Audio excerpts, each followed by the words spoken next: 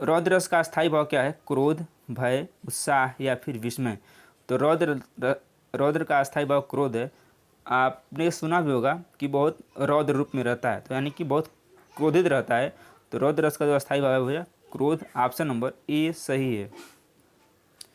किस छंद का प्रथम व अंतिम शब्द एक सा होता है, यानी कि एक समान होता है?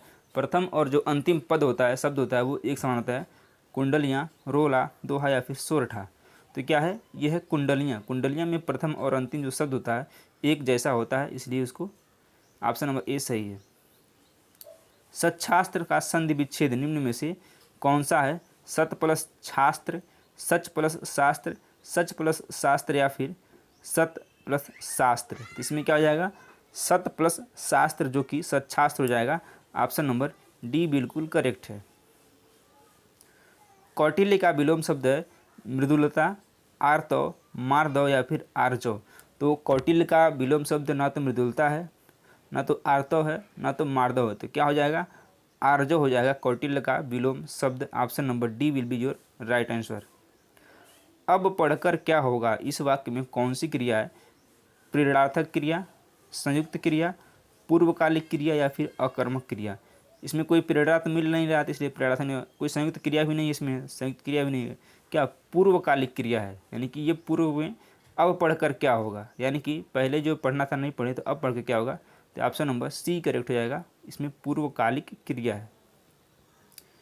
किस वर्ण का उच्चारण स्थान कंठ तालु है? ओ, ऐ, ह या फिर छ। तो आपने यदि पढ़ा होगा एदैतो कंठ तालु, इसका ये पूरा सूत्र होता है।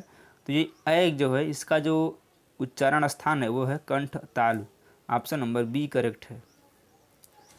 शुद्ध वाक्य का चयन करना है। माता पिता की शुश्रूषा करनी चाहिए, तूफान आने का संदेह है, अनेक निरपराध दंड के भागी हुए, या फिर इसके एकमात्र दो कारण हैं। ये भी गलत है, ये भी गलत है, ये भी गलत है। सही कौन सा है? सी वाला, अनेक निरपराध दंड के भागी हुए। ऑप्शन नंबर सी करेक्ट है। जुगुप्सा किस रस का स्थायी भाव है? अद्भुत, भयानक, विभत्स या फिर रौद्र। तो जुगुप्सा किसका है? विभत्स रस का स्थायी भाव है। ऑप्शन नंबर सी सही है, करेक्ट है। निकलंक का सही संधि शब्द है निष्कलंक, निष्कलंक, निष्कलक, निष्कालक या फिर निष्कलंक। तो क्या हो जाएगा? डी हो जाएगा। निकलंक का जो सही संधि शब्द होगा निष्कलंक। इसमें संधि कौन सी है? इसमें है विसर्ग संधि। कौन सी संधि है? विसर्ग संधि है। आपको ये ध्यान रखना है। पीढ़ी दर पीढ़ी आने वाला, इसके लिए समुचित शब्द क्या है? क्रमागत, अन्वयागत, परागत या फिर तथागत। तो पीढ़ी दर पीढ़ी जो पीढ़ियों से चली जाती है उसे क्या बोलते हैं? अन्वयागत बोलते हैं। क्रमागत नहीं बोलते, क्रमागत बोलेंगे जो क्रम से आता है, लेकिन जो जो आए पीढ़ी दर पीढ़ी उसे बोलेंगे अन्वयागत। ऑप्शन नंबर बी करेक्ट है। पवन का संधि विच्छेद कौन सा है? पौधन अन, पोधन अन या फिर पौधन न या फिर पाधन अवन। तो पवन का जो सही संधि विच्छेद है वो हो जाएगा पोधन अन पवन। Option number. देश रक्षा के लिए प्रत्येक नागरिक को रहना चाहिए, क्या रहना चाहिए? उद्धृत, प्रबुद्ध, संबंध या फिर उद्यत। तो देश रक्षा के लिए प्रत्येक नागरिक को उद्यत रहना चाहिए, और यही शब्द यहाँ पर आएगा, जो कि ऑप्शन नंबर डी में दिया गया है। अरविंद शब्द का पर्यायवाची बताना है। कल्प वृक्ष, केवड़ा, कमल या फिर गुलाब। तो जो अरविंद शब्द का पर्यायवाची है वो हो जाएगा कमल, जो कि ऑप्शन नंबर सी में दिया गया है, और सी बिल्कुल सही आंसर है। निर्धन में कौन सी संधि है? अयादि संधि, यण संधि, व्यंजन संधि या फिर विसर्ग संधि। तो निर्धन में विसर्ग संधि है। ऑप्शन नंबर डी बिल्कुल सही है।